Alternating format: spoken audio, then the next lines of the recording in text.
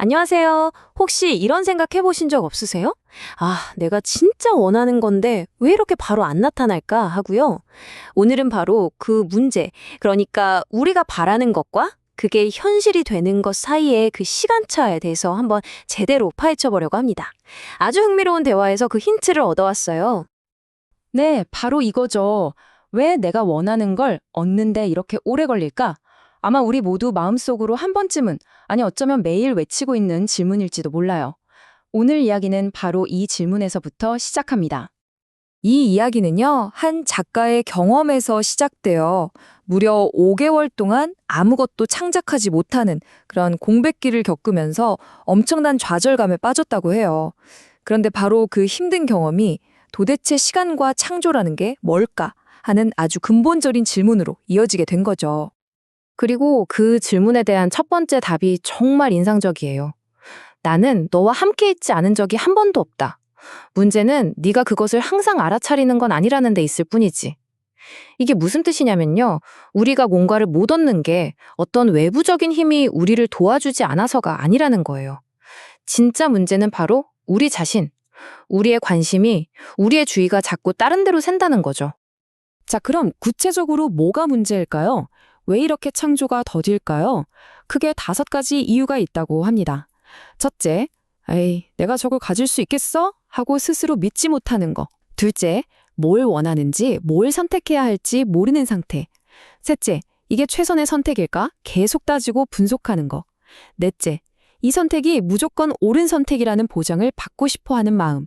그리고 마지막, 이게 진짜 제일 큰 문제인데요. 바로 계속해서 마음을 바꾸는 거. 이랬다 저랬다 하는 거죠. 자, 그럼 다음 주제로 넘어가 볼게요. 바로 선택과 우주에 대한 이야기입니다. 우리가 마음을 바꾸는 게 우리 현실에 얼마나 큰 영향을 미치는지 한번 자세히 들여다보죠. 여기 정말 중요한 말이 나와요. 네가 어떤 것에 대해 마음을 정할 때 너는 그에 맞추어 우주를 작동시키고 있다? 와, 이거 정말 대단한 말 아닌가요? 우리가 그냥 이걸로 해야겠다 하고 마음 먹는 게 단순한 생각이 아니라는 거예요. 그건 말 그대로 우주를 향해 자, 이제 움직여 하고 명령을 내리는 것과 같다는 거죠. 그 과정을 한번 보세요. 아주 간단해요. 1단계, 우리가 뭔가를 선택합니다. 그럼 2단계, 우주가 그걸 만들어주려고 막 움직이기 시작해요. 그런데 3단계에서 우리가 아니야, 저게 더 좋은 것 같아 하고 마음을 바꿔버려요. 그럼 어떻게 될까요? 4단계, 우주는 어쩔 수 없이 방향을 완전히 틀어야 하는 거예요. 우리가 이랬다 저랬다 할수록 우주는 계속 멈췄다, 방향 바꿨다, 이러니 속도가 난리가 없죠. 이게 바로 소위 대가라고 불리는 사람들의 비밀이래요. 그 사람들은 뭐가 다를까요? 그냥 자기가 원하는 게 현실이 될 때까지 꾸준히 똑같은 걸 선택한다는 거예요. 흔들리지 않는 거죠. 이게 바로 핵심입니다. 자, 그럼 이제 우리 내면으로 좀 더 깊이 들어가 볼까요? 우리 안에는 항상 2가지 힘이 경쟁하고 있대요. 하나는 과거의 경험에 기반해서 반응하는 정신, 그리고 다른 하나는 바로 지금 이 순간 새로운 것을 만들어내는 영혼입니다. 이 둘의 싸움에 대한 이야기예요. 우리가 소울 서칭, 그러니까 자기 찾기라는 말을 많이 쓰잖아요. 근데 여기서 말하는 건 조금 의미가 달라요. 그냥 머리 싸매고 고민하는 게 아니라 말 그대로 정신이 나가는 경험. 즉, 머릿속의 복잡한 생각과 분석에서 일부러 빠져나와서 더 깊은 진실을 만나려는 시도를 말하는 거예요. 이 표를 보면 정신과 영혼의 차이가 정말 명확하게 보이죠. 정신은 어때요? 늘 과거 데이터를 기반으로 반응해요. 옛날에 이래서 안 됐으니까 하면서 분석하고 판단하죠. 결국 시간을 그냥 흘려보내는 거예요. 반면에 영혼은요, 현재에서 그냥 창조해요. 분석하는 게 아니라 그냥 알고 받아들이죠. 그래서 오히려 시간을 절약하게 됩니다. 반응은 말 그대로 다시 행동하는 것이다. 이 문장이 정말 핵심을 꿰뚫어요. 우리가 반응한다는 건 과거에 했던 행동을 그냥 다시 반복하고 있다는 뜻이래요. 이건 전부 정신, 즉 머리가 하는 일이지 영혼이 하는 일이 아니라는 거죠. 영혼은 과거 데이터 같은 거 필요 없어요. 그냥 지금 이 순간 완전히 새로운 걸 만들어내는 힘이니까요. 자, 그럼 이제 이론은 어느 정도 이해가 된 것 같아요. 그쵸? 정신과 영혼의 차이. 그럼 이제 가장 중요한 질문이 남았죠.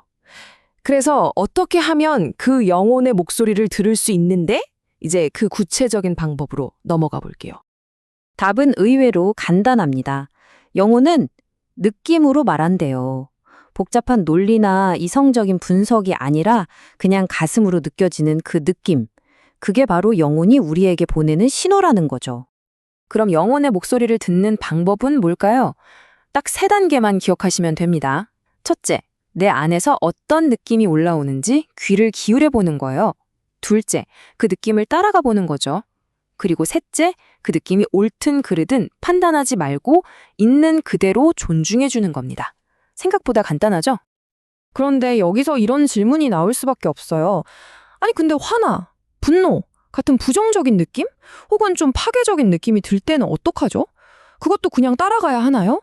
이거 정말 중요한 질문이죠. 많은 분들이 바로 이 지점에서 막히거든요. 여기에 대한 대답이 우리의 관점을 완전히 바꿔놓습니다. 느낌이나 감정에는 부정적이거나 파괴적인 게 없다는 거예요. 그건 그냥 우리의 진실일 뿐이라는 거죠. 좋다, 나쁘다, 이런 딱지를 붙이는 건 우리의 정신이지, 느낌 그 자체는 그냥 순수한 정보라는 겁니다. 자, 이제 거의 다 왔습니다. 지금까지 이야기한 모든 조각들을 하나로 모아서 우리가 원하는 것과 현실 사이의 간극을 메울 수 있는 열쇠, 즉 자신의 진실대로 사는 법에 대해 이야기해 볼게요. 오늘 우리가 처음 던졌던 질문 기억나세요? 왜 내가 원하는 현실을 창조하는데 이렇게 오래 걸릴까? 그 최종적인 답이 바로 이겁니다. 당신이 자신의 진실에 따라 살아오지 않았기 때문입니다. 정말 전곡을 찌르는 말이죠. 그렇다면 나의 진실대로 산다는 건 대체 뭘까요? 그건 바로 우리가 지금까지 의지해왔던 생각 중심의 삶에서 느낌 중심의 삶으로 전환해야 한다는 뜻입니다. 머리의 분석보다 가슴의 느낌을 더 믿어주는 거죠. 이걸 한마디로 요약하면 바로 이겁니다. 정신에서 벗어나라, 당신의 감각으로 되돌아가라. 정말 강력한 메시지죠? 그만 생각하고 그냥 느껴보라는 거예요. 당신의 몸과 가슴이 하는 말에 귀를 기울이라는 거죠. 여기서 말하는 감각이 바로 영혼의 언어입니다. 그리고 당신의 영혼은 곧 당신의 진실 그 자체인 거죠. 결국 감각, 느낌, 영혼, 진실 이게 다 따로 노는 게 아니라 하나로 연결되어 있다는 이야기입니다. 자, 그래서 오늘 우리가 가져가야 할 가장 중요한 핵심입니다. 이제부터 뭐가 최선의 선택일까 하고 머리 싸매고 고민하는 걸 멈추세요. 대신에 이렇게 질문을 바꿔보는 겁니다. 나는 누구지? 그리고 나는 어떤 존재가 되기로 선택할까? 중요한 건 외부에서 정답을 찾는 게 아니라 내 안에서 나 자신을 선언하는 거니까요. 이 설명을 다 듣고 나서 조용히 한번 스스로에게 물어보세요. 오늘, 지금 이 순간 내 영혼은 나에게 뭐라고 말하고 있지? 여러분의 영혼은 과연 어떤 이야기를 들려줄까요? 한번 귀 기울여 보시길 바랍니다.